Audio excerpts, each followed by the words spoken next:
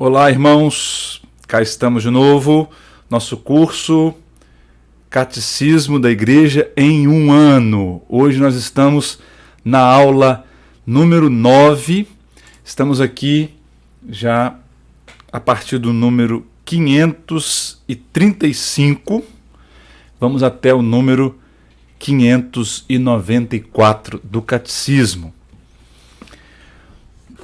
No número 534, nós começamos a falar sobre o batismo de Jesus, os mistérios da vida pública de Jesus. Nós terminamos a aula passada falando sobre a infância de Jesus, como Jesus aprendia as coisas. Por falar nisso, nós temos aqui uma pergunta de uma irmãzinha que está fazendo curso a respeito da aula passada. Ela diz assim: como Nossa Senhora apresentou Deus Pai a Jesus? Ele já nasceu amando a Deus, sabendo que deveria buscar Deus? Ou foi durante as catequeses com sua mãe que ele foi tendo a consciência de sua missão? Maria, em algum momento, teve de contar para ele como foi sua gestação pela ação do Espírito Santo? Ou Jesus já sabia, tinha noção?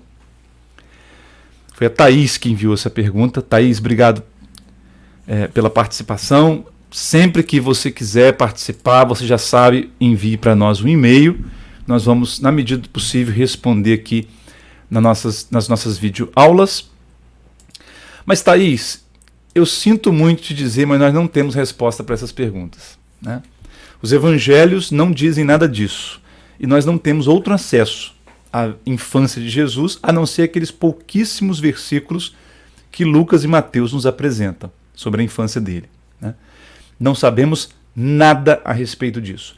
Se Nossa Senhora ensinou, se ele já sabia, se ele aprendeu por conta própria. Nós temos um vislumbre ali. Aos 12 anos, Jesus vai ao templo. E lá ele fica encantado, ele fica atraído pelo templo. E até se perdeu dos seus pais.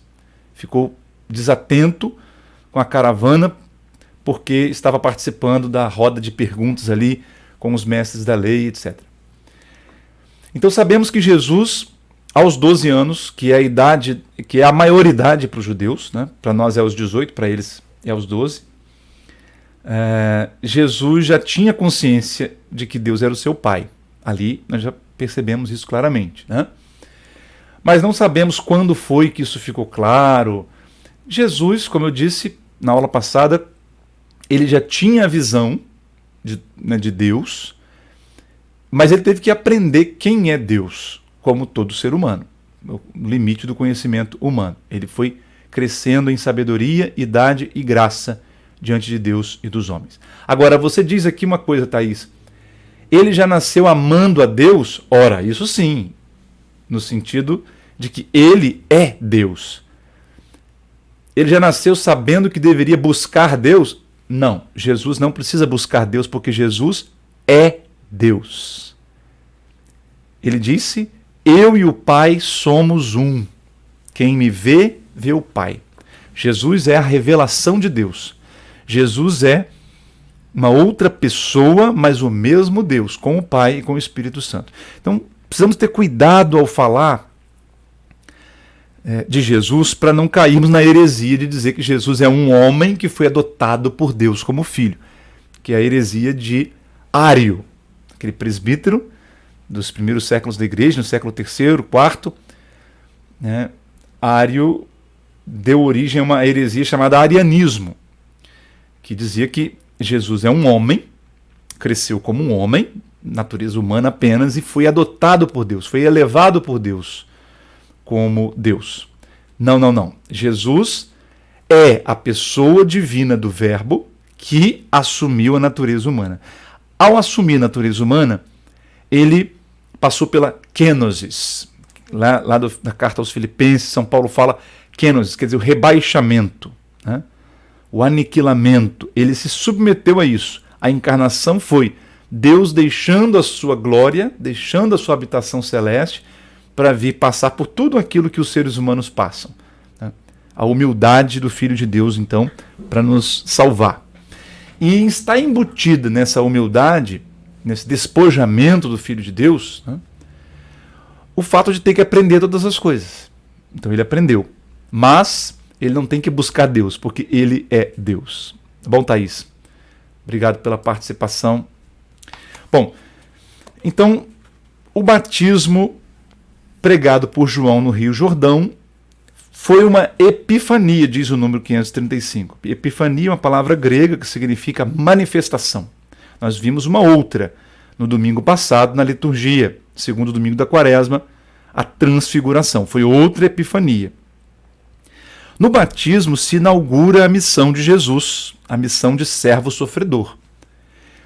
Servo sofredor quer dizer o que está lá em Isaías, os cânticos do servo sofredor. Se você quiser conferir, Isaías, especialmente os capítulos 52 e 53. Né? Então, vai ser a leitura que nós vamos ler, a primeira leitura da Sexta-feira Santa. Ali, Isaías fala de um servo do Senhor que vai sofrer, que vai ser aniquilado para salvar. Então, Jesus vem para ser a realização dessa profecia. E isso começa no batismo. Porque Jesus mesmo, quando vai se referir à sua paixão e morte, usa a expressão batismo. Vamos lembrar que a palavra batismo significa mergulho, imersão. Jesus mergulhou no seio da terra quando morreu. Né? Por isso os padres da igreja dizem que quando nós somos batizados, nós tomamos 3 banhos, cada um dos banhos representa uma pessoa da Trindade, que nós somos mergulhados nelas, e ao mesmo tempo representa os 3 dias que Nosso Senhor tocou a terra, né?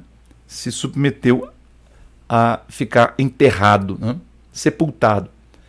Então, quando nós passamos pelo batismo, nós participamos da morte de Jesus.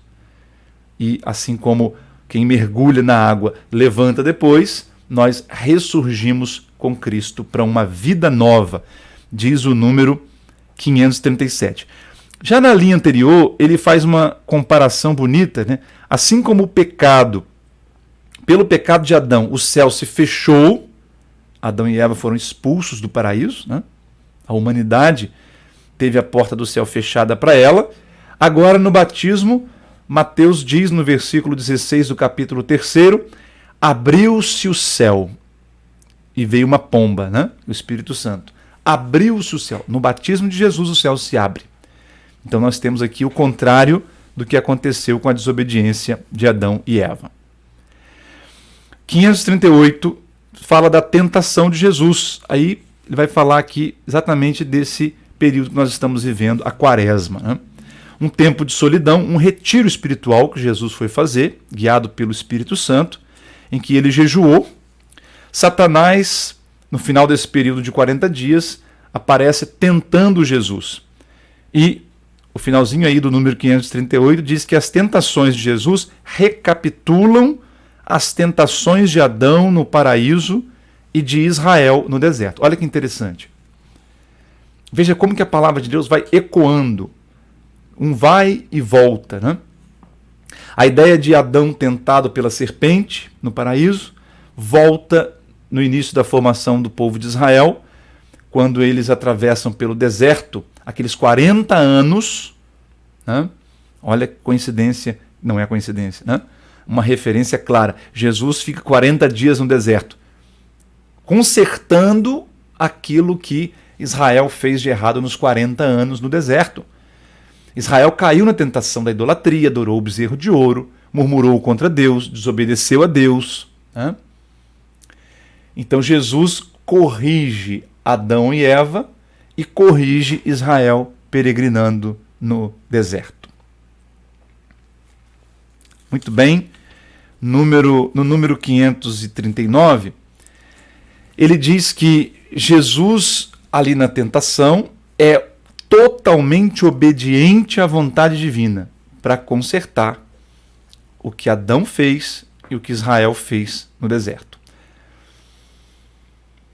Aí ele, no 541, fala do reino de Deus que está bem próximo.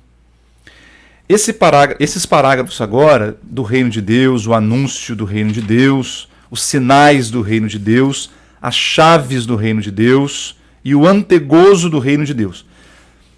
O resto dessa parte, Jesus fala, o catecismo nos fala sobre o reino de Deus. Né? Precisamos entender o que significa reino de Deus, ou reino dos céus, na visão de Mateus, porque Mateus evita usar o nome Deus, né? Em respeito. Lembra-se que o segundo mandamento era não usar o nome de Deus em vão. Então os israelitas evitam dizer reino de Deus. Por isso lá Jesus aparece dizendo reino dos céus. Bom, o reino de Deus é a vontade do Pai. É toda situação, não é um lugar o reino de Deus. É uma situação onde a vontade de Deus se cumpre. Por isso que aqueles dois primeiros, na verdade os 3 primeiros pedidos do Pai Nosso, né, o segundo e o terceiro pedidos, né, Pai Nosso que estais no céu, santificado seja o vosso nome, venha a nós o vosso reino e seja feita a vossa vontade. Esses 2 pedidos são equivalentes. Né? Vir a nós o reino do Pai é cumprir-se a vontade do Pai aqui na terra, assim como ela é cumprida no céu.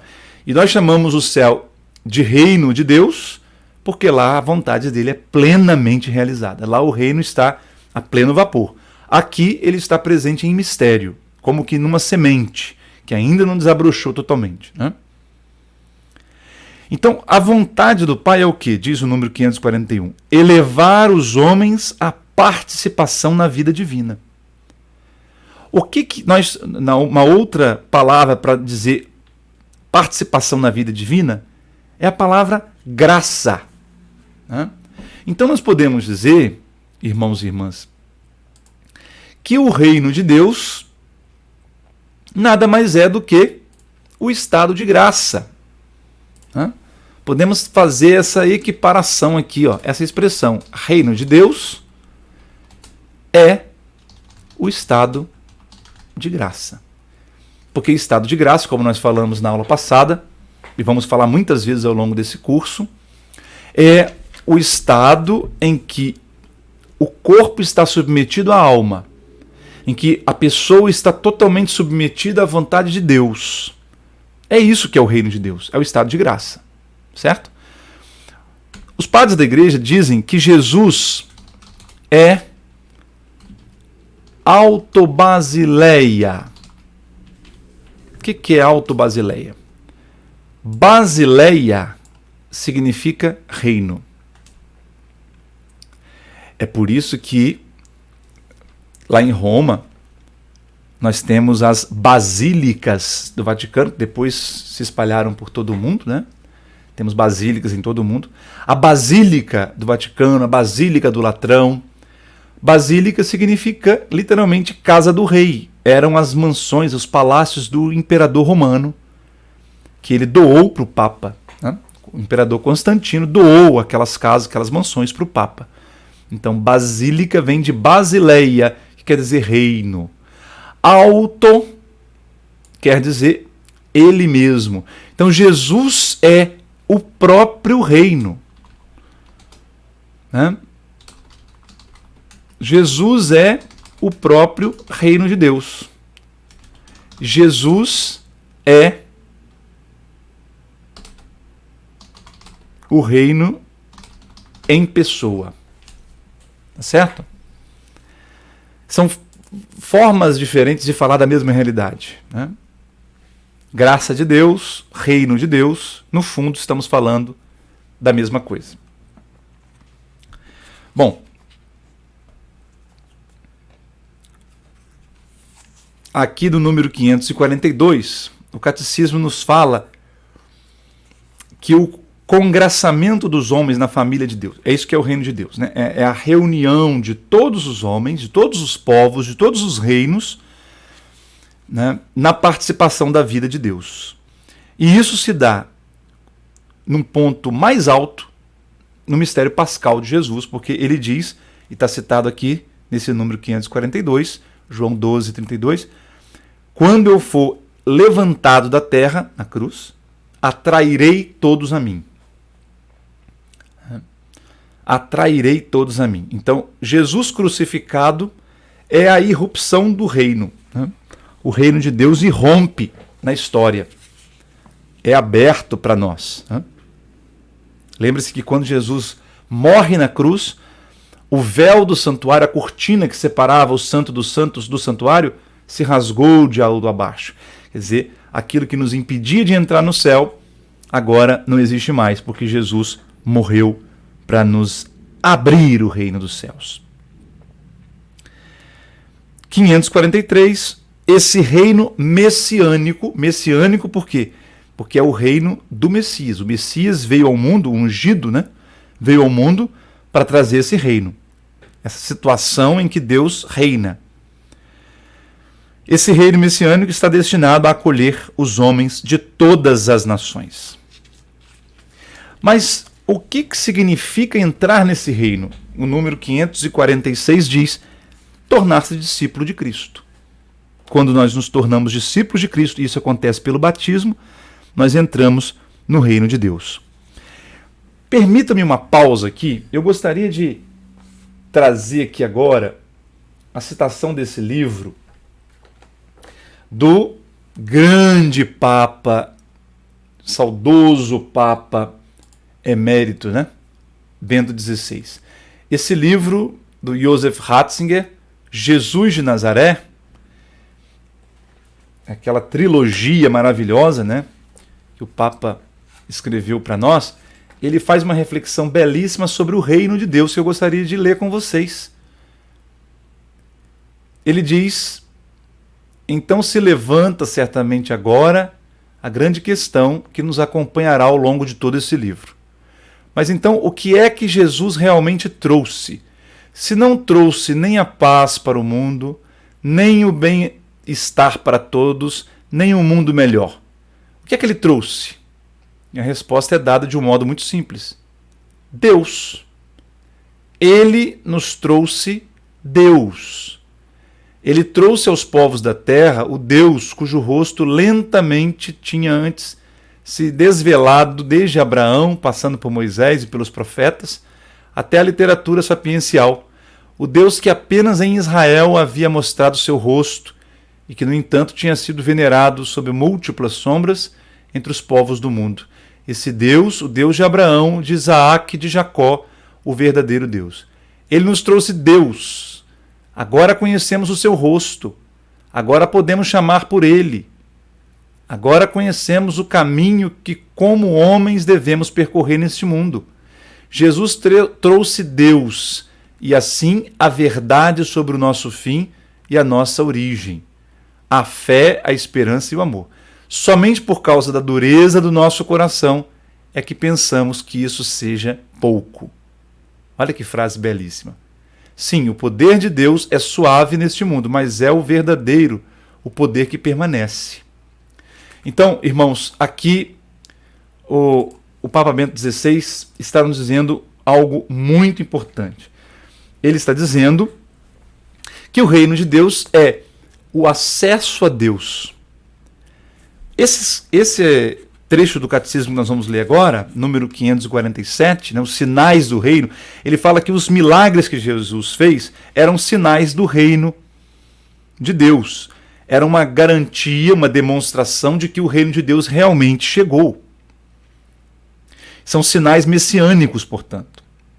Mas, 549, ele não veio para abolir todos os males da terra, mas para libertar os homens da mais grave das escravidões, a do pecado, que causa empecilhos à sua vocação de filho de Deus e causa todas as escravidões humanas. Esse número 549 é central, que é exatamente isso que Bento XVI diz aqui nesse livro Jesus de Nazaré, primeiro volume. Jesus não veio ao mundo para resolver nossos problemas, irmãos. Ele não veio ao mundo para curar nossas doenças, para ser o nosso médico.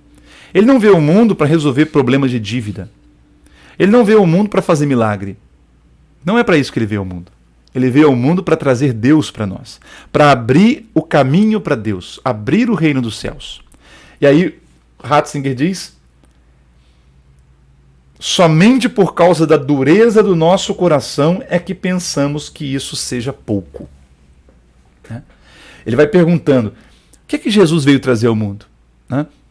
João Batista disse: eis o Cordeiro de Deus que tira o pecado do mundo. Mas o pecado não continua no mundo? ele diz que veio ao mundo para trazer a paz. Minha paz eu vos dou, minha paz eu deixo convosco. Mas o mundo não continua em guerra. Eu vim ao mundo para trazer o fogo. Mas o povo não continua no gelo da falta de fé? Então, o que é que ele veio trazer? Resposta simples, ele veio trazer Deus. E aí quem ouve essa resposta pensa assim, só isso? Eu queria mesmo que ele viesse trazer o pagamento das minhas dívidas, né? Eu queria que ele viesse trazer a cura da minha doença, a resolução do problema, mas ele veio trazer Deus. Por causa da dureza do nosso coração é que isso parece pouco, né? Muito bonito esse trecho aqui do Catecismo, né? 551 ele fala das chaves do reino. Assim como naquela época as cidades dos reis, né, onde ficavam os reis, eram muradas e tinha uma porta bem grande. E uma função importantíssima no reino era do mordomo, aquele que tinha a chave do reino. Quem é o mordomo, né, equivale hoje, vamos dizer, né, ao chefe da Casa Civil na nossa república, por exemplo, né? O mordomo, aquele que tinha a chave, é aquele que admite alguém para entrar na presença do rei ou não. É aquele que concede audiências com o rei. Aquele que permite ou não que entrem no reino. E nós sabemos, Jesus disse a Simão Pedro, eu te darei as chaves do reino de Deus, do reino dos céus, né? Em Lucas 22 ele diz, está citado aí, assim como meu pai me confiou o reino, eu também vos confio o reino. Está dizendo para os apóstolos. Então os apóstolos, representados por Simão Pedro, receberam a chave do reino de Deus. E Pedro representa toda a igreja, representa todo o colégio apostólico, porque por causa da fé que ele teve, que ele confessou. Número 552. Ele se tornou, por causa dessa fé, a rocha inabalável, né, sobre a qual Jesus constrói a sua igreja. E Jesus, então, dá a ele a chave do reino dos céus, que é, diz o número 553, o poder de ligar e desligar. Quer dizer, o poder de absolver pecados, de declarar uma doutrina, o poder de excomungar ou retirar a excomunhão. Né? Esse poder é dado à igreja, na pessoa do Papa. Né? O Papa é o sucessor de São Pedro, porque São Pedro, quando morreu, era bispo de Roma. Então, todo aquele que ocupa a função de bispo da diocese de Roma herda também esse poder das chaves, esse poder de ligar e desligar que Jesus deu aos apóstolos na pessoa de Pedro. Né? E o bispo diocesano, em cada diocese, exerce esse poder. E ele faz com que os presbíteros participem desse poder. É interessante que, pela ordenação sacerdotal, automaticamente é dado para o sacerdote, por exemplo, o poder de consagrar o pão e o vinho, celebrar a missa. Automaticamente é dado o poder de abençoar, o poder de batizar, de ungir os enfermos, de assistir a matrimônios, de administrar os bens da paróquia. Tudo isso é dado automaticamente na ordenação. Só uma coisa não é dada automaticamente e precisa de uma outra autorização, uma outra provisão, a gente diz. O poder de absolver pecados. Por que isso? Porque esse poder pertence ao bispo. Né? E o bispo, só depois de conhecer bem o padre, saber que o padre realmente tem uma boa formação, está em comunhão plena com a igreja, aí o bispo concede ao padre o poder de absolver pecados. Né? Esse sacramento tão importante que é a confissão. Aliás, estamos na Quaresma, você já se confessou? Se não, faça uma boa confissão, prepare-se para a Páscoa. Preparar para a Páscoa não é comprar ovo de chocolate, nem fazer ovo de chocolate. Preparar para a Páscoa é buscar uma confissão, tá? Receber a absolvição sacerdotal. Bom, aí ele fala da transfiguração, número 554, como um antegozo do reino, né? Uma prefiguração, uma uma forma de saborear antecipadamente o reino de Deus, né? Número 556, olha que interessante esse paralelo aí. No limiar da vida pública, o batismo de Jesus. No limiar da Páscoa, a transfiguração. Pelo batismo de Jesus, foi manifestado o mistério da primeira regeneração, diz Santo Tomás, que é o nosso batismo, primeira regeneração. E a transfiguração é o sacramento da segunda regeneração, que é a nossa ressurreição do corpo, né? Então esse paralelo aí, o batismo de Jesus manifestando o nosso batismo e a transfiguração de Jesus manifestando a nossa ressurreição. 557, a subida de Jesus a Jerusalém. Estamos caminhando, né, para a Semana Santa, que é quando vamos celebrar isso aqui, né? Jesus vai anunciando a sua paixão. 3 vezes ele anuncia a paixão, né? Prestes a chegar à cidade de Jerusalém pela última vez, Jesus ia todos os anos lá pela festa da Páscoa. Na última vez que ele vai, sabendo o que estava esperando, ele anuncia 3 vezes para os discípulos que ele vai ser entregue, vai ser preso, vai ser morto. 559. A entrada messiânica de Jesus em Jerusalém. Nós vamos celebrar isso na liturgia, reviver isso na liturgia no domingo de Ramos. E aí, o catecismo nos lembra que 2 coisas foram aclamadas pelo povo, né? As crianças que estavam aclamando a entrada de Jesus em Jerusalém. Primeiro, a palavra Hosana, Roshaná, Roshaná em hebraico, quer dizer salva-nos. É com essa expressão Hosana que o povo ia atrás do imperador romano. Quando o imperador passava nas cidades de todo o império, o imperador ia jogando esmolas, dando moedas de prata, de ouro. E o povo pobre ia clamando Roshaná, Roshaná, em grego, em hebraico, né? O povo ali nessa colônia do Império Romano. Salva-nos, salva-nos da miséria, salva-nos dessa situação. Então, Hosana é uma aclamação feita a um rei. O povo aclamou, então, quando Jesus passou montado no jumentinho, Hosana ao filho de Davi. Depois o povo aclamou esse versículo do Salmo 118, bendito que vem em nome do Senhor. Olha que interessante, o número 559 diz, essa aclamação, Hosana e bendito que vem em nome do Senhor, é retomada pela igreja no Sanctus. Sanctus é aquele hino que nós cantamos ao final do prefácio da oração eucarística. Santo, Santo, Santo, Senhor Deus do universo. O céu e a terra proclamam a vossa glória, Hosana nas alturas. Bendito que vem em nome do Senhor, Hosana nas alturas. Por que nós cantamos esse hino? Santo, Santo, Santo, o céu e a terra estão cheios da vossa glória, é o hino que Isaías cantou, está no capítulo 6 do profeta Isaías. Ele viu Deus no santuário, na fumaça, a glória de Deus que encheu o santuário, e Isaías aclamou, né, com os querubins esse hino, Santo, Santo, Santo. E a segunda parte, Hosana no mais alto dos céus, Hosana nas alturas, bendito que vem em nome do Senhor, é a entrada de Jesus em Jerusalém. Então nós entoamos esse hino, ali depois, terminando o prefácio da oração eucarística, nós estamos retomando a visão de Isaías, da glória de Deus no templo, e ao mesmo tempo aclamando Jesus que entra em Jerusalém, porque Jesus vai entrar agora no altar, porque vem a seguir a consagração do pão e do vinho, a narrativa da instituição da Eucaristia. Olha que beleza, que riqueza que é a nossa liturgia. Quem não conhece, quem não estuda, fica viajando, não presta atenção, não vive a riqueza bíblica, histórica do que acontece em cada missa.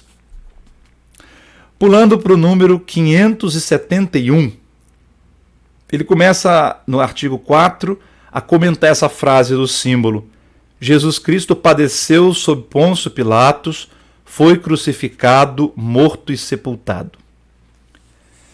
E aí ele diz aí que o mistério pascal quer dizer a morte e a ressurreição de Jesus, é o centro do Evangelho, é o centro da boa notícia. 574, ele enumera as causas políticas da condenação de Jesus à morte. Por que Jesus foi condenado à morte?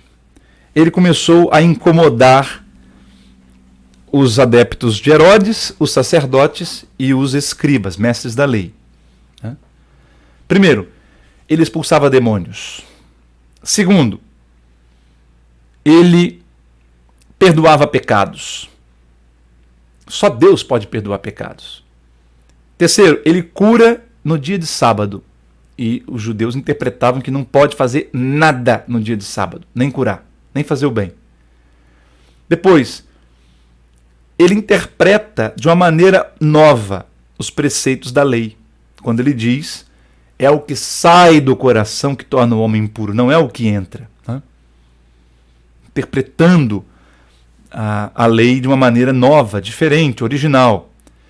Depois, a familiaridade com os publicanos, com os pecadores públicos. Isso deu muita raiva aos fariseus. Como é que esse homem senta com pecadores públicos, declaradamente impuros, para comer com eles? Então, por causa disso aqui que eu acabei de citar, é que Jesus foi condenado à morte por um crime religioso. Quando ele diz que ele era o filho de Deus, o sacerdote rasga o manto. Rasgar a roupa é um sinal de luto diante de uma blasfêmia. Então, rasgou a roupa diante da fala de Jesus, eu sou o rei, sou o rei dos judeus. Por isso ele foi condenado à morte. 576 diz aí que Jesus pareceu agir contra essas três coisas que os judeus têm como mais importantes. A lei, já que os fariseus interpretavam de uma maneira muito rígida e fundamentalista, Jesus interpretou de uma outra forma. Depois o templo de Jerusalém, porque o próprio Jesus disse, esse templo será destruído, não ficará pedra sobre pedra. Eles acharam que isso era uma grande blasfêmia, uma ofensa ao templo, e não era isso. E depois a fé no Deus único. Quando Jesus se coloca como filho de Deus e diz eu e o Pai somos um, isso parecia ser idolatria, parecia ser politeísmo. É como se Jesus estivesse dizendo que ele era um outro Deus. Por causa da dureza do coração, interpretaram errado as palavras de Jesus e o condenaram à morte. 577 em diante, ele fala da lei de Moisés. O Sermão da Montanha é a forma correta de interpretar a lei de Moisés. Então, 578, os judeus nunca conseguiram cumprir a lei integralmente, na sua totalidade. Por isso ele menciona aqui que havia o Yom Kippur, quer dizer, o dia da grande expiação, o dia do grande perdão, que é quando os judeus celebram o sacrifício pelas quebras da aliança, pela desobediência à lei. Porque já estava claro que ninguém consegue cumprir plenamente a lei. Então, 580, diz aí, o cumprimento perfeito da lei só podia ser obra do legislador divino, nascido sujeito à lei na pessoa do Filho. Olha que interessante. Como é que Deus nos libertou da maldição da lei? Era uma maldição. Deus nos deu uma lei, mas o ser humano, por causa da concupiscência, sequela do pecado original, uma má tendência, uma inclinação para o pecado, o ser humano nunca conseguia cumprir a lei. Paulo se refere a isso na carta aos Romanos. Não faço o bem que quero, mas faço o mal que não quero. Não consigo fazer o que a lei diz. Essa é a situação de toda a humanidade. É impossível cumprir a lei plenamente. Então Jesus é Deus que se encarnou, nasceu sujeito à lei, diz São Paulo aos Gálatas. Ele nasceu de uma mulher, nasceu sujeito à lei. Ele, que é o legislador, é aquele que promulgou a lei, agora ele tem que cumprir a lei, porque ele nasceu humano. E ele, por ser divino e humano, ele conseguiu cumprir a lei. Mas não como os fariseus interpretavam. cumpriu a lei de um modo novo, do modo correto, corrigiu a interpretação da lei. Né?